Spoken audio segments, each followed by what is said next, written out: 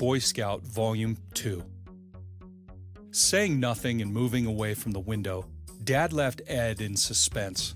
Having already pulled on his blue jeans, Dad skipped a shirt and instead pulled his thermal 3/4 zip sweatshirt over his belly. Dad blasted down the stairs like lightning. Cautiously keeping his pistol pointed at waist level as he opened the door to a hysterical neighbor, Dad kept the pistol hidden behind the door. From my view at the top of the stairs, I could see the yellow and orange flicker from the flames of a legit fire off Ed's left cheek and forehead. "Scott, call.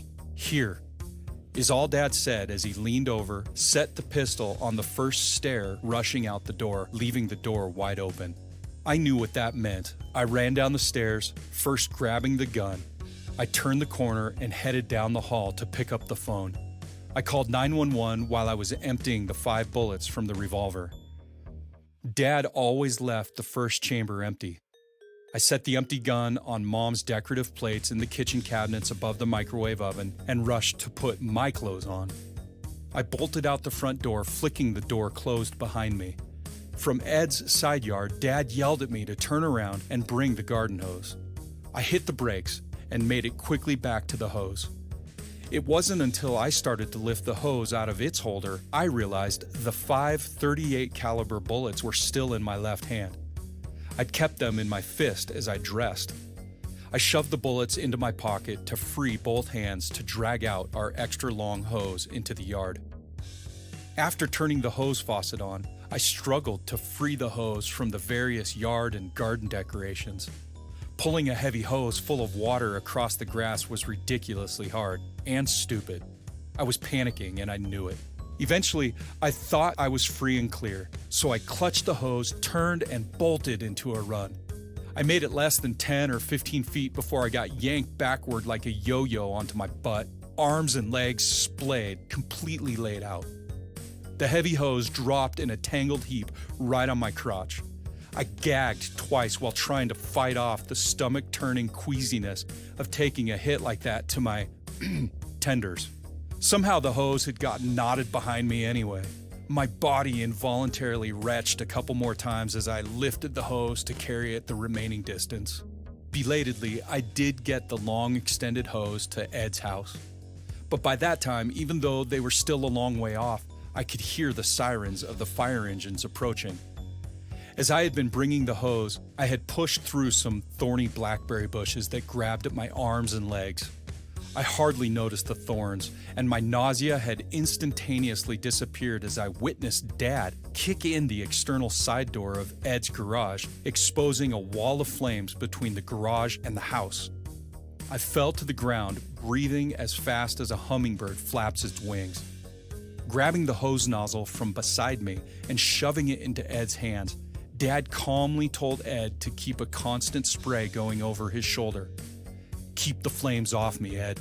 Then, equipped with Ed's garden hose, Dad crawled on his belly just a few feet through the bashed-in door and into the burning garage, assessing the risk and potential for success. He must have felt good enough about his options because Dad let the water from the hose he was holding loose without any other words. As he started spraying water from his hose along the wall of flame, I saw arcing blasts of sparks from newly exposed wires.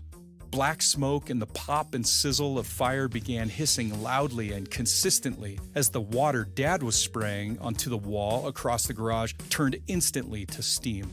It was only a brief observation. Steam and smoke began mixing, and smoke now flickered much grayer in the quick flash of the flames. The flames from under the garage's eaves illuminated the smoke rolling out the door.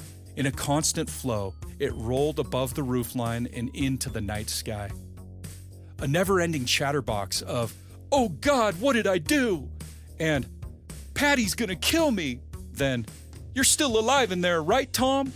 Ed was on feverish verbal repeat while Dad was doing his best to keep the fire from breaching the garage wall into the house long enough for the professionals to arrive.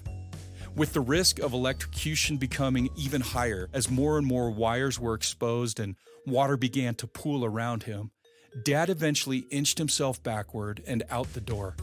He was drenched, coughing, and almost overcome with the heat and smoke. The firemen took command. The whole experience felt a bit mind-bending. My dad was a dazzling champion and guardian deliverer. He was every bit a hero as the cool-looking fireman who took over the saving of Ed's house that night. Ed had mistakenly thrown hot coals from his barbecue into the trash in his garage before going to bed. With a raspy voice, Dad sent me home to put the hose away, properly store his revolver, nurse my loins, and wait for him.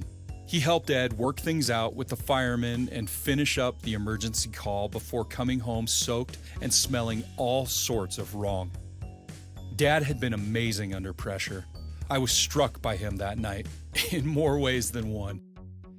After Dad and I grunted our way through a small debrief, he took a shower and went back to bed. In the meantime, I stripped down to my own tighty-whities and gingerly crawled back into my makeshift sleeping bag on the floor of Dad's office, right back to where it all started. This story is an excellent singular example of the types of things in which I grew up believing were heroic. I saw Dad do stuff like this numerous times. He pulled off terrific things to help people. Dad saved the day. He didn't talk about it. Dad just did it. He modeled it. He modeled service. He modeled heroism. Heck, even my dad's prayers sounded heroic to me. Dad was outwardly humble, but he oozed charisma and could back it up. No, Dad didn't carry a badge that read hero, although it wouldn't have surprised me if he had an invisible badge fastened to his chest.